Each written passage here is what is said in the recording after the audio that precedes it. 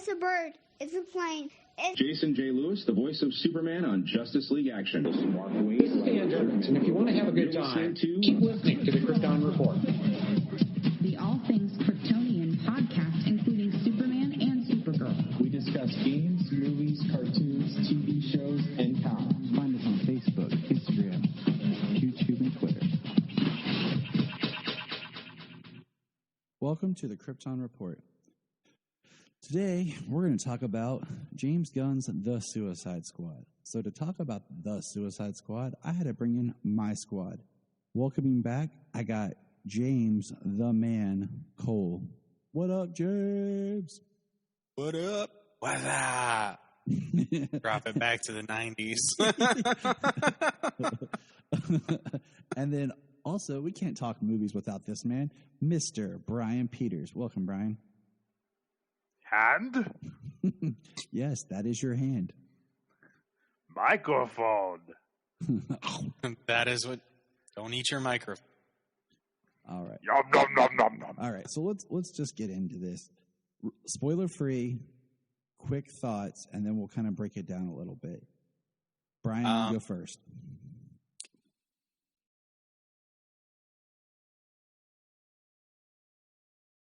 Or James, you go first? Oh, you want me to go first? Yeah. I'm sorry, I didn't hear you. Okay. Movie good. Movie fun. Yes. John Cena, fantastic. Sorry, I dropped in the voice. John Cena, best part of the movie. It was fun. It didn't feel like Guardians. That's what we were kind of worried about. It felt like Suicide Squad. It's very fun. I felt Harley was done perfect in this movie. So many good things about this movie. I really, really love this movie. I really did. How many times have you watched it? I've watched it 3 times so far. Cool. All right, James, you go. Well, I've seen it twice in its entirety. I have seen it. I probably watched it 2.5 times. I haven't watched it all yet. A third time. I thought it was really fun, really funny. Very comic book. I'm glad it was hardcore and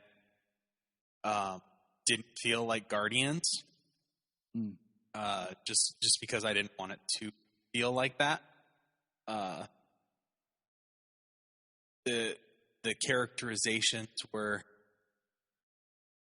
pretty good. I mean, Harley's character were really good, most of them.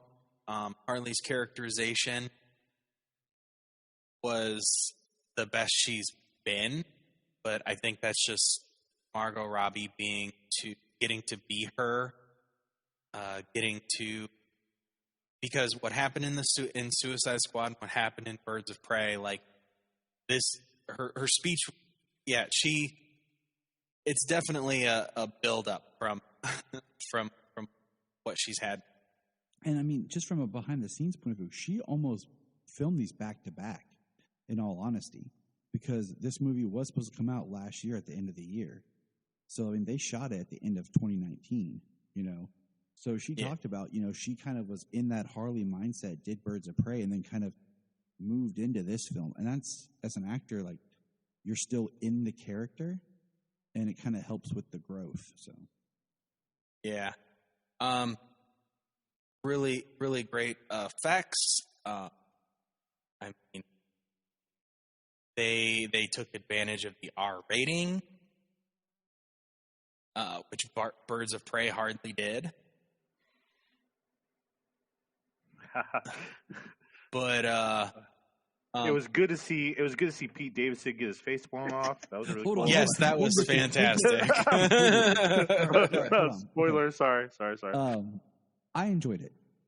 Yes. I liked it. I knew, like, beforehand, I did kind of a James Gunn marathon because I knew going in, like, he hasn't made a lot of films, but like he wrote films that, like, Zack Snyder's Dawn of the Dead was written by James Gunn, for example.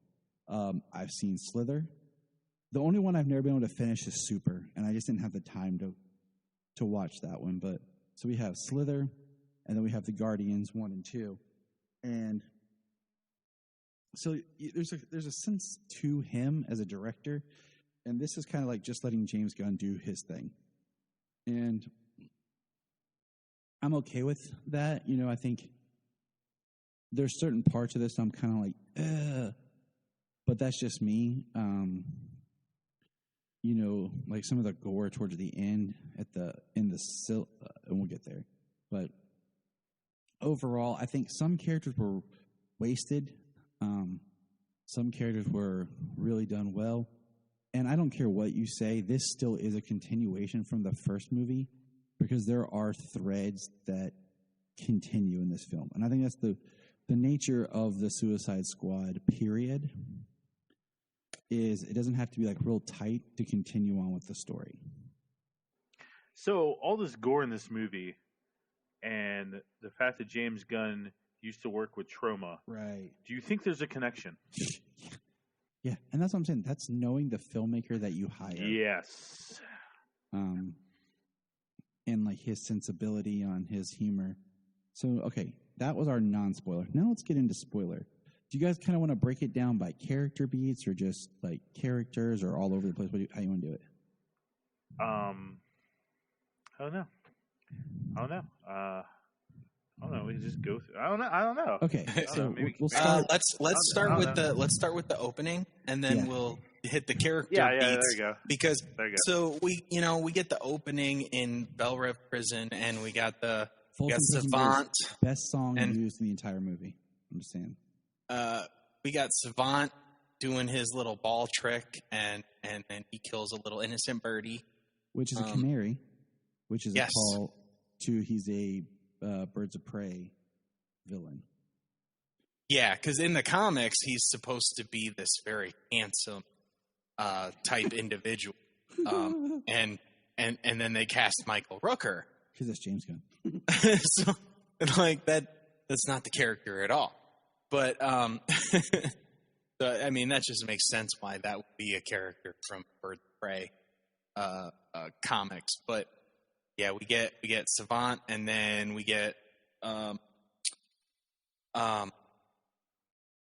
Amanda Waller's introduction to the Suicide Squad, what they're about, and it's basically recruiting Savant, getting Flag, getting the bombs, and then this is your team: Weasel and Blackguard and Boomer and Javelin and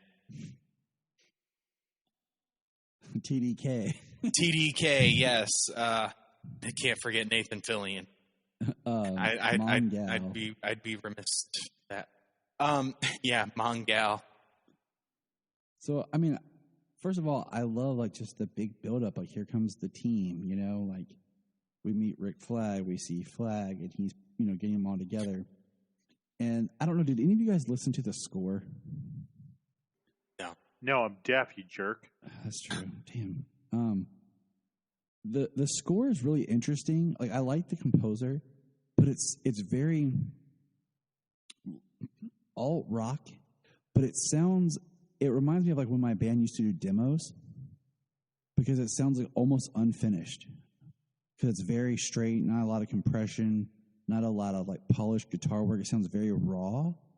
And it's also like you're listening to some of the tracks, you're waiting for like the other instruments to come in, or like you're waiting for the vocals to come in, and then the song's done.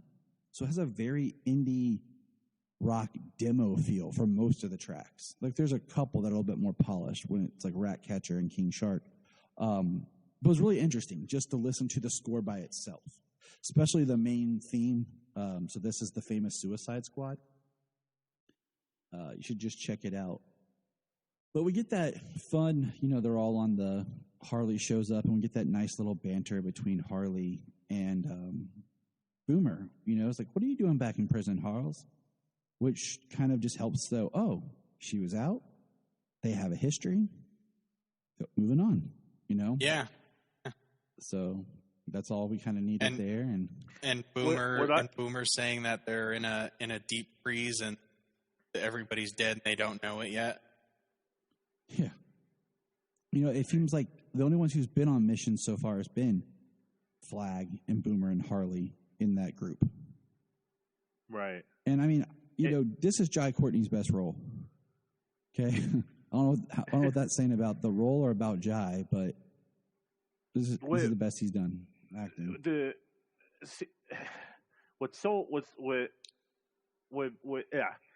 What piqued my interest so quickly with this movie was when I saw all this cast, I was like, okay, a lot of people are going to die. Mm-hmm.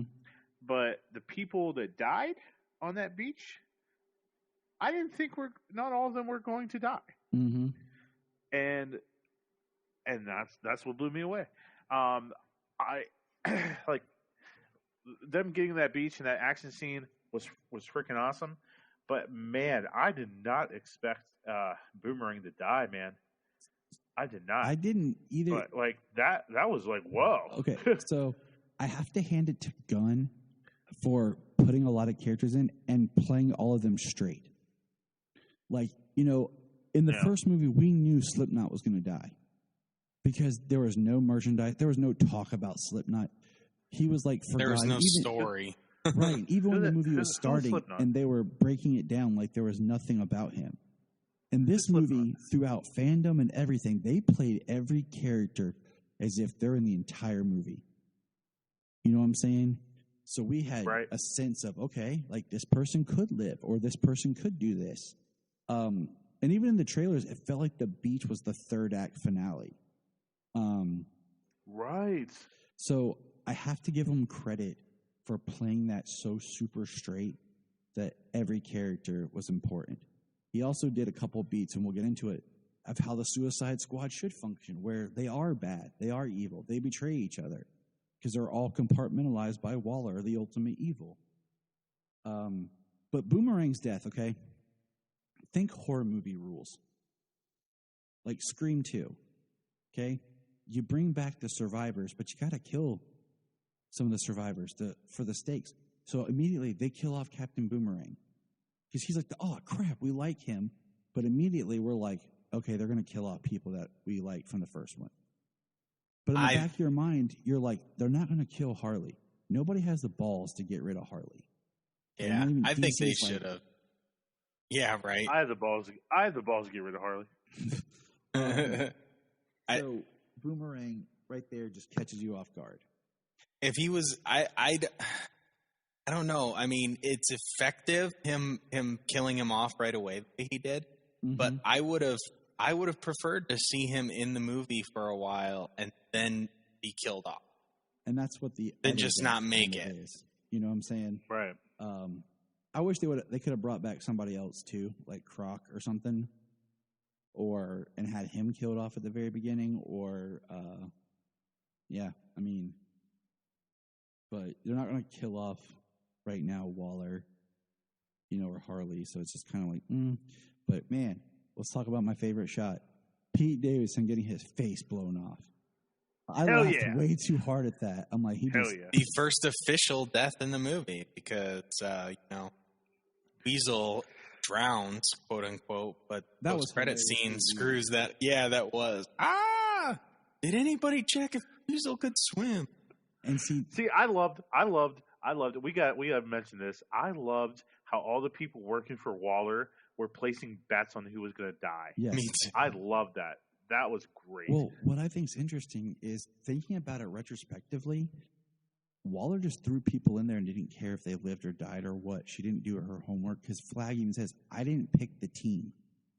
And I feel like I always get the impression that Flag has more of a hand in picking his team. So I really felt like the mission was that important that Waller threw people out there. If all of them died, no big deal. Even Flag. Like she was setting Flag up to fail.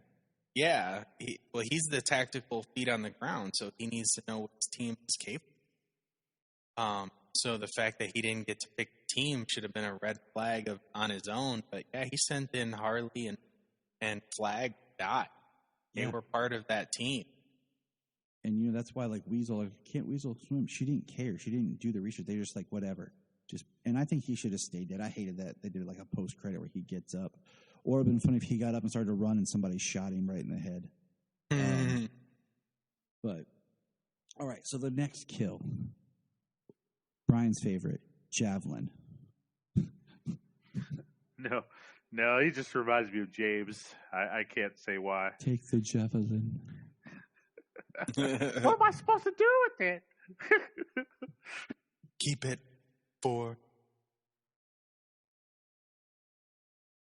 what? For what? I mean, that straight up feels like Harley Quinn. Like, you know what I'm saying? Yeah.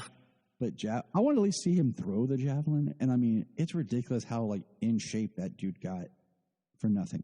Because even his costume is padded. You know what I'm saying? Like, yeah, he got big. It was funny. Face shot off. Javelin just riddled with bullets. TDK, the way his arms popped that off, was so great, and floated over, like, it was hilarious. You know, he just and the detachable kid, and then just start like smack. And he didn't disarm anybody, and he didn't disarm anybody, take their gun and start shooting them with just floating hands. He just starts slapping people around, like just a minor annoyance. But what was perfect is, as we're watching that, we're thinking it, and then they go to Harley, and she's like, "What the F?" and then when they're shooting the arms, and he's on the ground, just like He is on the ground screaming. He is on the ground screaming as they are riddling his arms with bullets. It was so messed up. It was so great. Let's jump back to when he's like, "What's your name?" TDK. He's like, "Your name is letters? All names are letters, dickhead." Yeah. Boomer. All names are letters, dickhead. Oh my gosh. So funny. The one death during that whole thing, when Mongal, she's strong enough to crash the helicopter by jumping on it and pulling on it, but it crashes on her and catches her on fire and burns her to crisp to death. Yep. I really thought she was going to last. Her popping up at the end would have been better, like, just more interesting. Right. I feel it made, and I think I said this to you guys. I was like, that makes me think that we're going to get Mongol, and Mongols be like, "What the hell happened to my daughter?" Maybe. Who knows? I don't know. I hope. I like that villain. Yeah, I do too. I have a whole Mongol story in my mind, but I'll tell you about later. And then, you know, the last savant's just watching. He's kind of been our eyes as the audience, you know, and then he starts running. And, of course, he's the one death that gets his head blown off. And then Harley, you think dies. Flag, you think dies. But, of course, they get saved, rescued. And that's the opening team's death. Yeah. Everybody. And we get team 2. We get our introduction to Francois. So, first of all, I watched Idris Elba talk. He was originally brought in to be Deadshot. Like, he was supposed to replace Will Smith. And then as they started production, they changed it. And at one point, he didn't have a name but Vigilante in the script before making him Bloodsport, with the idea that they could maybe in the future get Will Smith back for Deadshot. Because the whole time, like, when he starts and even though they do like the daughter thing and it's much different, he just feels like he's Deadshot, like his. And like they even make the commentary of like his skill set and how, you know, we meet John Cena's Peacemaker and the skill set's like the same. And he's like, well, that was definitely a tongue-in-cheek joke to them being the same as as Deadshot as well. Right, exactly. Absolutely. And you're just like, I just do it better. You know. Mm-hmm.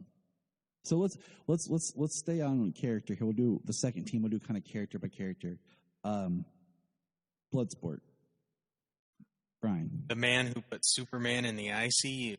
A man who put Superman in the ICU. Did you see the theory of where he got the kryptonite? No. Okay, so the last remaining piece of kryptonite was the little blade that they used to cut Zod's finger tips off. LexCorp. He broke in, got that piece as the last remaining piece, and put that with his bullet, and that's the bullet he shot. Right, but Bryan, go ahead. Your take, the whole whatever on Bloodsport. I love Idris Elba. I love everything he does. And I love how I love that scene with his daughter. Like, he's such a piece of crap father, and they have that shouting match. I thought that was just hilarious. I loved how he had that growth with Ratcatcher. I love that he didn't go so serious because he had this fear of rats. Like, Idris just looked like he was having a good time. Like he was having a good time with the film, and he kept saying how much he hated being Heimdall and Thor. So to see him go over to DC, it seemed like he was having a great time. His banter with Cena or with Peacemaker and his competition with that was one of my favorite parts of the whole movie. I loved how his weapons kind of came out of his suit, but as far as I know, I mean, at least reading him in the 90s, didn't Bloodsport get all his weapons from like a satellite dimension, like it was pocket like dimension thing? Yeah, he like teleported all of his portal. Yeah, something. Yeah, he teleported all his weapons from a weapons cache, so he could basically, as long as he stored whatever it was, he could basically get any weapon he wants. Teleportation. Well, I mean, how the weapons just kind of like formed and kind of like made stuff.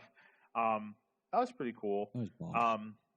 I want to see more of him, and I definitely want to see him shoot Superman and put him in the ICU. I want that story. That could be a great short film, like a 20, 30 minute. Absolutely. I loved his suit. I loved the mask, which Idris Elba actually wore. Okay, he actually wore the helmet. You know, a lot of these movies nowadays, because of the special effects, they don't wear helmets for the most part anymore. So he actually did wear that. So he spent a decent amount of time in the mask. Because usually when it's in the mask, you know, it can be anybody in the mask. But especially when he was like in the white tank top going to rescue Harley. That was Idris Elba in the mask. Yeah, he did a great job. He is so good. He's an amazing actor. He has a great arc. Just echoing what you guys said, like, I like that they touch on that he has a history with Flag, and they're actually friends. So it makes you kind of wonder, like, what exactly pushed Bloodsport over to take on Superman. More of what his story was would be interesting to explore. All right. Well, he's an assassin. I mean, he got paid to take out Superman. Yeah, but like, when did that happen? You know what I'm saying? Like, because he was a soldier. And I mean, if you look at the conflict between Deadshot and Flag in the first film, you know, Flag says, "I'm a soldier." He's like, "You're a serial killer, takes credit cards." So there's a difference in ideology. And so when did Bloodsport become, you know, Bloodsport? Next character, Ratcatcher 2. She's the heart of the film, really. It's interesting that, like, she's in that jail for robbing banks. I thought the I don't know if I'm supposed to, but I felt the scenes in the past with her and her dad, it's supposed to be like really heart-wrenching, but for some reason just seeing Taika Waititi as her dad, like injecting needles, I thought was hilarious. Like, it's supposed to be sad that he overdosed, and I'm kind of, like, laughing at it. Yeesh. And I'm just kind of like, is that just James Gunn? Wow. Because this went really dark. I don't know about heart wrenching. Like, I mean, it's sad that her. Funny. Yeah, I mean, it's sad her dad died from heroin overdose. But the idea that even though her dad was who he was, took care of her, he loved her, and she loved him. Yeah. Kind of in direct opposition of what Bloodsport and his daughter's relationship is like. Exactly. So.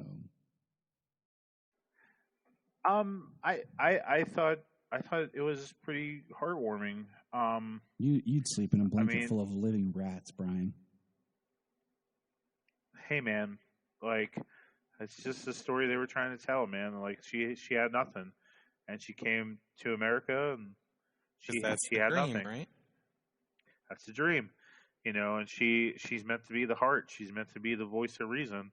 I mean, King Shark was gonna frickin' eat her, and instead of like, hey, let's kill this mofo, she's like, well, this guy has no friends. He can't go anywhere. Let's be kind to him. I thought she was fantastic.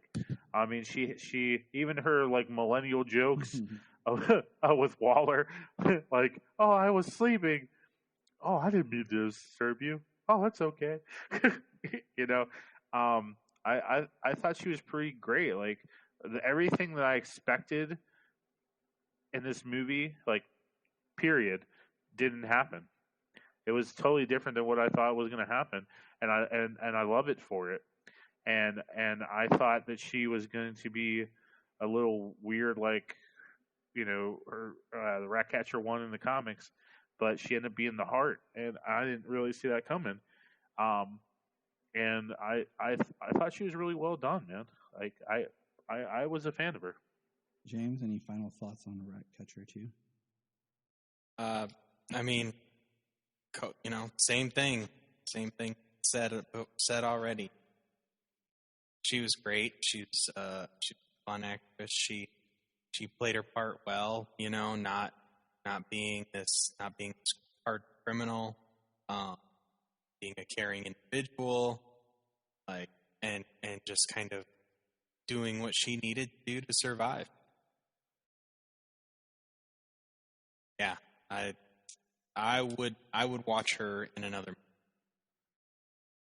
Yeah, she would definitely be one I could see them bring back for like a next film.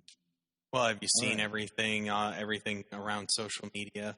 All the simps for Ratcatcher 2. I mean, she is a gorgeous woman. There's definitely been attention thrown at her. Yeah. So now we bring Bryan's favorite, King Shark. Mustache. Big mustache. I'm just saying. Oh, so great. Ron Funches on Harley Quinn has ruined King Shark for me. You said the cartoon version of King Shark has ruined it for you? Yes, because I love that version. That's fair. Ron Funches is so funny. I was like, and then watching this, I was like, I don't want an idiot King Shark. Especially if he says more than one word, all I hear is Sylvester Stallone's voice, and then it takes me out of it. They're trying to tell, but it's not the story like of that character I want at all. Listen, Bryan, I know it's not the story you want, and I know it's not what you expected, but it's what you got. Okay, Bryan? All right? I know. But the story they're trying to tell Bryan is this made a guy. Good point, though, about it. Damn it, let me talk. The story they're trying to say is that this guy can't go anywhere. He doesn't have any friends. He's never felt love. He's the descendant of a shark god or whatever, and he gets no love. That's why he just eats and just kills people. And Ratcatcher shows him love. And when he's sitting on that bus and he's seeing like couples together and families together, like he gets sad. So when you see that scene at the end, when he's seeing those fish, he thinks maybe I can have more friends. and they ended up attacking them, and whatever. But that's the story they're trying to tell. And I know that you can't imagine him gaining intelligence and Sylvester doing the voice. You can change the voice, man. Yep. You can. Damn it, Tyler! It's this. Listen. I grew up with no friends and never feeling love, so I understand King Shark. God damn it! Just like you understand Polka Dot Man. Not really. Yeah, you do. You do. We'll get to that. Everywhere. Yeah, you do. But I mean, I like the look of King Shark. He looked great. King Shark got some great scenes of being like extremely gory, like when he bit the dude's head off and had the head in his mouth, and the guy's eyes were just moving. gnawing on it. And then they got the the scene at the end where it was very like Thor Ragnarok, like where he's like, King Shark, nom noms. So my favorite scene with him is the introduction, where he's reading the books upside down, and he's like, I read books smart. I thought he was great because I understood the story they were trying to tell. I get it. Like I said, I don't know. Maybe if it was not Sylvester Stallone, maybe I would like it better. It's okay. Sylvester Stallone is one of the greatest actors of our time, so you just don't get it. So have you seen Demolition Man? All right, moving on. Polka Dot Man. King Shark was good. I mean, he was all right. He was funny. It's kind of like they knew what was coming. They knew what came out of Harley Quinn, and then just kind of went that route. I don't know. The design was all right, but just I don't know. It seemed like a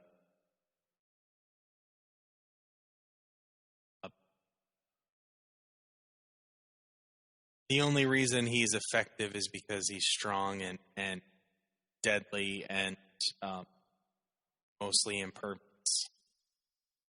He's not fast. It didn't seem like underwater. Like we didn't get to see him move underwater. That would have been cool. Right. But I mean, I don't like him, but his CG looked great. Yeah. His CG was awesome. You know what? Screw you guys. No, I don't not like him in any way, but he wasn't my standout character. I thought he was funny from time to time, and I loved when he ripped people apart. Everyone's like, King Shark, I love King Shark. And I liked that they called him Nanawe. So that was cool. They're definitely going with that version, unlike what the version that the Flash did. So, Polka Dot Man. He was cool. They got a great actor who has done a lot of DC work. Amazing actor. And underrated actor.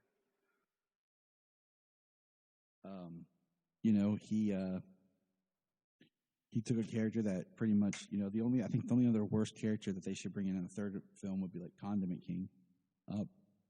And they made him awesome. They gave us a story that we, and he definitely has mother issues. I'm thinking, did he kill his mom? Like, like what? It makes it easier for him to kill people. But you know what I'm saying? Like,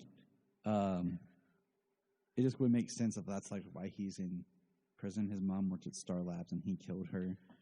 And of course he is the last core member to die fighting Starro. He's like, I'm a superhero. Yeah. Starro crushed him. That was sad. That was sad. I like that his power was painful. Oh, so sad. I thought he was gonna make it. I loved how his power caused him pain. Yeah. I thought that was a really cool effect. Of how like he had to release them, at least twice a day. I really loved Polka Dot Man. I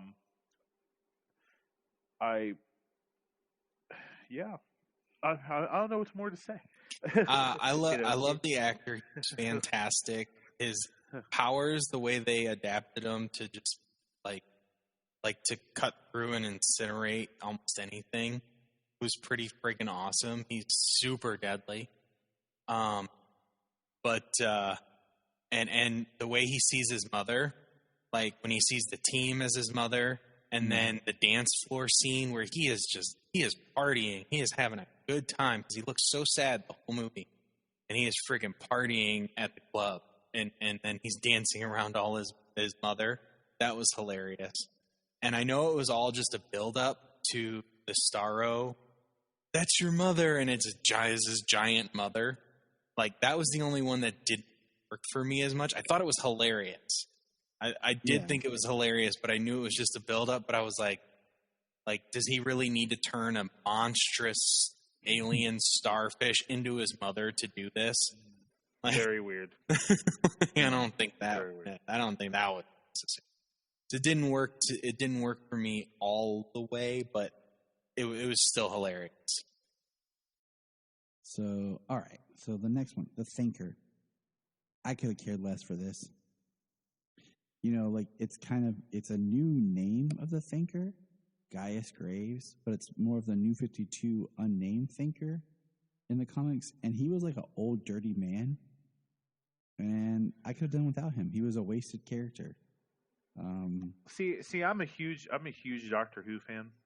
And I love Peter Capaldi, but I do feel that he was wasted. If he was actually not a weirdo, and was seemed more calculating, that he was just a mad scientist that experimented on people. And you didn't even see him really do anything impressive as a thinker. You know, it could have been somebody else. Like they could have just done somebody else. They didn't need to do the thinker. And then of course he gets ripped apart from Starro, which I saw that coming as soon as Starro grabbed him. And yeah, it was just kind of like getting another character name in there, you know, the Thinker, because the Thinker is supposed to be very intelligent and calculating, and he just seemed like a dirty old scientist. He was an evil scientist, that was for sure. It just he was evil, and the remark of "shut up or you'll get a dozen rats up your ass," and he said, "My answer, or do you want a dozen rats up your ass?" This is my answer. Surprise. It's definitely. I really didn't. So, yeah, he was definitely a low point in the film for me. All right, moving on. Who we got next? Waller. Viola Davis, always amazing, always evil. Perfection. I mean, she's perfect as Waller. She shows her evil side with, like we said, she set Flag up and didn't care. She don't care about anybody but her mission, and she plays everyone's weaknesses perfectly. Yeah, that's all I gotta say about her. Anybody else? No, she's perfect. No, I don't have a problem with the fact that she was knocked unconscious. I mean, to our knowledge, she doesn't even know who did it. So that's why if everybody just keeps quiet about it, you know what I mean? Like she was condemning an entire island nation to death. Mm-hmm. You know, and I've seen online, I don't know if she's credited as such, I've seen online that the woman who actually knocked her out is her cousin, is Waller's cousin. So why she would retaliate against family? Interesting. Okay. But Viola Davis is great. Yes, she is. All right, Harley Quinn, one of the big ones. I mean, we basically talked about her. Yeah, it was great seeing Margot again. I love her suit. I hate that she spends most of the movie in the dress. Because I really love her Harley outfit from the beginning. That's the perfect Harley outfit. They finally got the Harley outfit correct. Yeah. I've seen Right. I've seen a lot of people give fuss over the whole scene of like her sleeping with like the president guy, and I'm just like, I don't think you guys read comics enough. Right. And I'm glad she shot him. And I don't even care that I don't even care that it comes that it comes from the comics that she sleeps if she wants, whenever she wants. I don't even really care that it comes from comics. Why does it matter? She can sleep if she wants whenever she wants. The like Bryan said, the best part about that was that she shot him. She wanted to break their cycle, her red flags. Yeah. Character development, growth. And and I love the best parts. Like she shoots and he goes, "There was a bullet in this thing." Like, and then her badass fight scene, man, it was great. And people have complained about that. I mean, you can't make anybody happy. The thing really? is, she fights, she gets out. The birds and everything. Like, I thought was great in the background because it just shows that this is how Harley sees the world. Like her mind when her mind is not working. Like we didn't. The only thing about this movie is we didn't really get any Harleen in this movie. You kind of start to get a little bit when she's talking about the red flags and making the change, but I feel like she's mostly Harley in this movie. And I'm glad that she was a main character, but not the focal point of the movie. Well, I got to bring down the mat. Oh. Yeah. My bad. He does. He does. He's going to take you to the mattresses. Mattress? What? That was supposed to be on you.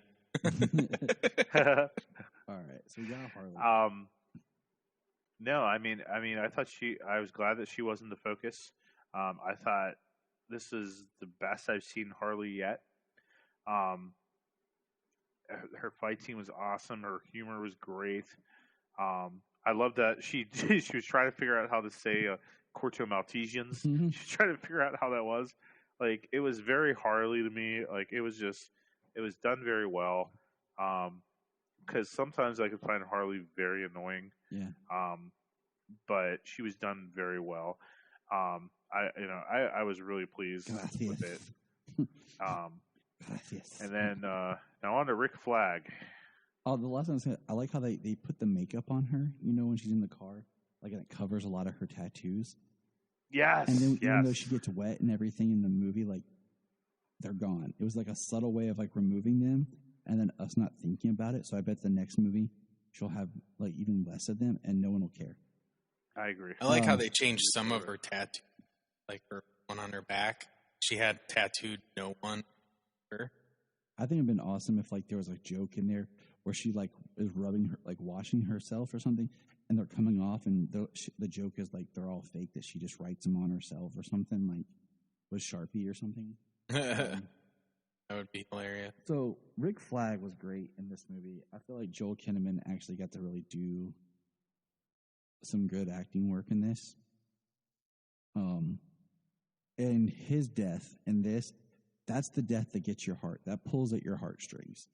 That's why they save his death for later in the film. They already set us up with Boomerang, and then the payoff is like how we feel when Flag dies. His death was the one that kind of caught me off guard, because I'm like, because to me you need Flag and Waller to make the Suicide Squad. Yeah. Yeah, I mean, because Flag's the good guy. Like, he's the good hero. Like, in a team room full of villains. And I think that's why, guy. Right? And that's why Waller sent him to die. Yeah. Like, because everything she sends him on, he always has a twisted he has a conscience. Mm-hmm. And you can see evolution in his character from the first film, because there's no other Marines. It's just him and the squad. And he has a friendship with Harley. That's why he wants to go and rescue her. I don't think there's any kind of, like, people are trying to say there's a romanticism there. No. He has made a bond with her, just like a brothers in arms type thing, through the missions they've gone on. Right. I like the scene where she's hugging him outside after they like to rescue her, and Bloodsport's like, "Oh, Jesus Christ!" And she's like, "Yeah, him, or any of them, really."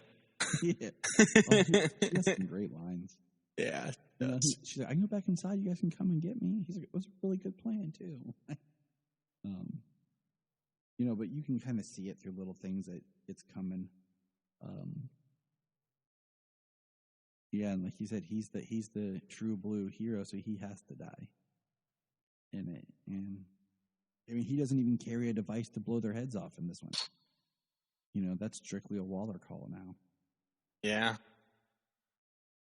All right. So the next one, my personal favorite character that I laughed the most at, Peacemaker. Absolutely. Oh my gosh, Cena was so good in this, man. And it's so crazy because, like, in a week, Bryan and I saw Fast 9, and then I watched this. Yeah. And it just shows you what a good director and script can do because Cena was so good in this compared to, like, Fast 9. In Fast 9, it could have been anybody. Like, yeah. I mean, as a guy who's watched wrestling, like, I know Cena has potential. Cena can be. It's just like, yeah, go ahead. It just takes he has so much people. potential. But he has my favorite lines: the deadpan way that he delivers them in the series, and then the scene where they're just going through the village and killing people to save Flag was the funniest part of the entire movie. Oh, absolutely. My favorite part of the whole damn movie. Yeah. Because they end, they're like, "Oh, we didn't see any people. There were no plots. I turned them all into my mother and killed." But I love how they, like, him and, like, Cena and Bloodsport have that little back and forth. But then like Idris Elba pulls out that flamethrower and he's like lighting people on fire, and Cena has that hatchet and he's like throwing it, and then he walks by this body just laying down. He just starts chopping it up. Like, he just has to keep outdoing each other. And Cena says, like, one of the best lines of all time is like, Bloodsport says, no one likes to show off. He's like, but not if what they're showing off is dope as F. And then the comeback of Bloodsport, like, he's right. Yeah. and then when they wake up on that beach, and like King Shark, grabs her rat catcher, and Peacemaker just stand there in his underwear. Like, they give you no explanation why. He's like, "Why, tighties? Stop!" He's like, "Don't be a racist." You mean the day that James was on set as a stand-in for Cena? Absolutely, it was. Just from the waist down.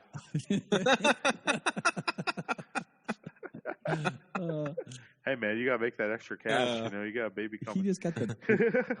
I cherish peace so much. I don't care how many men, women, and children I have to kill. No, I thought you were crazy. I mean, he has some great lines. Starfish is slang for any connection? No. Okay, so I think I'm like one of two people I've talked to who thought, like, deep enough that when Peacemaker kills Flag, and Flag says Peacemaker, what a joke. Like, did anyone else think about the comedian? Yeah. Okay. Well, the comedian was inspired by Peacemaker. Right, because Peacemaker was supposed to be the comedian, but they decided they didn't want Alan Moore to write his script with the Charlton characters because then they'd never be able to use them again. So he made the comedian. So I just was like, is that a deep cut or not? I don't know. Deep cut reference could be. Okay, now let me ask you guys this real quick because Brian's got to go eat food. Do you consider Peacemaker the villain or a villain? Yeah, of course I do. Well, I'm also reading the current Suicide Squad run. Just in the context of the film. Absolutely. Of course he is. I mean, I see him as a villain because he will do the most evil stuff in his own twisted belief. That he's doing it for the right reason. But he's kind of a soldier following. Oh, excuse me. He's kind of a soldier following orders. Right. And that's my thing is like, he's an antagonist. Like some people try to say, oh, he's a big villain of the movie. No, he's not. He is what Waller does. She compartmentalizes. He had separate orders to make sure that no matter what, even if he had to kill Flag, that they were to never find out that America was involved in Project Starfish. That it was an American project. Right. Not involved. Like, they set it up. Exactly. They discovered it, everything. And so those were his orders. That's how he keeps the peace. He even says, I have to keep the peace, even if I have to kill a hero like you, sir. And then he's going to kill Ratcatcher. And, of course, Bloodsport, shoots him in the throat, smaller bullet. That whole thing was great. But you know what I'm saying? Like, they're all villains. You know what I'm saying? But that's what the Suicide Squad does. They betray each other. They turn on each other. Waller turns them against each other. So that was a great pull from just how the comics and story should be. Starro was cool, the freaking kaiju and how they had to kill Starro, basically. Harley punctured him in the eye with the javelin finally. And then Ratcatcher called on the rats that basically ate him alive and got inside him. That was a beautiful scene, but it was so gross because she's just floating in eyeball. Yep. But the colors were just so radiant in that scene. There is one member of the team we forgot, guys. Sebastian? Milton. Oh, Milton. They killed Milton. Who's Milton? Who's Milton? He's been with us like the whole time. Milton's still with us? What's he doing? I think I would have known if there was somebody named Milton with us. I'll be your friend, Milton. It's not me. We just had a whole conversation about how your name is Milton. All right, we're kind of starting to run on here. Final. Just going to start quoting this movie. Now that's just for what we're going to do for a while now. I can't wait. Okay, so the post-credit scene, we find out that Peacemaker lived, so that sets up the Peacemaker TV series. Because I was wondering if the Peacemaker series was going to be before this film, but now we know it definitely takes place after it. So I think I'm going to have a lot of quotable lines after watching that series. What letter grade would you guys give this? And we'll get out of here.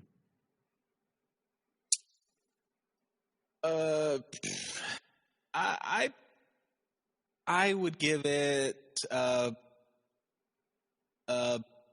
B. Bryan? A B. Yeah. I would give it an A-, sir. I pulled mine up from a B. I'm at a B. I figure like I had a B- first too, but I'm kind of like in a B. I like it. There's a lot of gunnyisms that I'm like, okay. Little things I'm like, I kind of wish it wasn't rated R. I feel like they went with the rated R just because. But right now in the 11 films of the DC connected universe, it sits at my number 7. So, I haven't done a definitive ranking yet, but I would say maybe 6th. I'm sending you my ranking. 6 or 7. I don't have Letterboxd, so I can't like my Letterboxd setup. I keep seeing people posting. I didn't either until I finally was like, how are you guys doing this? And they were like, Letterboxd. So then I signed up just to make my DC just film. To do your rankings, right? That I've been tempted to download Letterboxd to just do that. Just so because I have like the that definitive. I can do that and be cool like everybody else. So, right. But yeah, it's my 7th. I like it. It doesn't hit me as hard because like I don't think I'll review it and come back to it as much. Because it's rated R too, like I can't play it as much in the background with the kids around, and the characters just don't resonate with me. But I like your ranking there, though. Yeah, I mean, it's like it's easy to do the bottom 3 and easy to do the top, but You know, For sure. and some of them move around. Like, you know, Justice League is 11, Suicide Squad at 10, Wonder Woman 84 at 9, Birds of Prey at 8. The Suicide Squad at 7, Wonder Woman's at 6, BVS is at 5, and I really like BVS. But it's just I really enjoyed Shazam. Like, it's a fun movie as well as a really heartfelt, well done film. Aquaman's right before Shazam, but once again, 3, 4, 5 can shuffle. Number 2 is Zack Snyder's Justice League, and number 1 is Man of Steel. Top 2 always stay up. Top 2. Yeah, I don't see them two moving. Right. I mean, looking at this, yeah, I'm sitting at probably around 6 or 7. I have even 8 in this lineup here. But if I shifted something around, it might. So it's 6, 7. On certain days, I could say Birds of Prey better because I liked the characterizations of all the characters there, you know, minus Cassandra Cain. Even though she worked a great movie, you know, just that's in name only is that reason why there. But the way that the women work together and just that movie, it just seems it's much different than this, and I could definitely have that higher than this just by a place, you know. Yeah, I totally agree. And you know, having watched Birds of Prey like a night or two before we watched Suicide Squad, I was gonna say you and Jania just watched that recently together, didn't you? And do commentary. We did. It was fun. I like having Jania on stuff. I'd love to have her on more, but she's busy. So, all right, man. Bryan had to go. He had to eat. He's part King Shark. James, the Peacemaker, he's got stuff to do, and I guess I'm Polka Dot Man. So we're gonna get out of here. But yeah, The Suicide Squad. Check it out on HBO Max or hit it at the theater. I think we all watched it on HBO Max. It was, you know, I would have liked to have seen it in the theater, but you know, it's harder for me to get to the theater, not so much because of COVID or anything, but just now with the kids and being busy, like I can't, you know, have someone cover, you know? Yeah. And Jania and I like watching movies together, so there's a lot of them I don't want to see without her. Yeah, makes sense. But good night, everybody. Tune in next time. And remember, Look up in the sky. Hello, everybody. I just want to let you know that Southgate Media Group has its own Patreon. That's right. For $5 a month, you can get exclusive shows, content, and interviews with the different podcasters of the network. This Week in Geek is a Patreon exclusive only series. So check it out. Go www.patreon.com/Southgate Media Group. We are always adding new content. If you want to help out this show and any other show on Southgate Media Group and you really don't have the extra money to do so, check this out. Go to southgatemediagroup.com. At the top, there's a link to Amazon. Click that, log into your Amazon, shop and buy like normal, and part of the money that you spend comes back to us to help us with our podcasts. The Krypton Report is part of the Southgate Media Group network of podcasts. If you have an interest, check out Southgate Media Group to see if your podcast is there. I bet it is. At the Southgate Media Group website, you can sign up for our newsletter. You'll get info on all the shows, and you can find what you want. You'll also find links to our sponsors, where you can get great products and support the podcast. Also, our book, Pod Life, Podcasting Stories. It's a great book. Check it out. It's nice to hear where people come from and why they do what they do. If you're like me and you love listening to different podcasts about Superman, I have a few that I want you to check out. Some of my favorites are The Last Sons of Krypton. Connor and Ray are always reviewing different books, and it's really nice and refreshing to kind of dig back into older stuff. The Aspiring Kryptonian, Tasman and her team are always finding interesting people to interview. Digging for Kryptonite has become one of my favorite ones to listen to, as Anthony digs into different eras of the character. There's always the Always Hold On to Smallville, which I've guested on before, if you're wanting to step back into that nostalgia realm. So check out all these, and there are many, many more. So check out our Twitter, because we're constantly finding new podcasts that inspire and bring hope to everyone.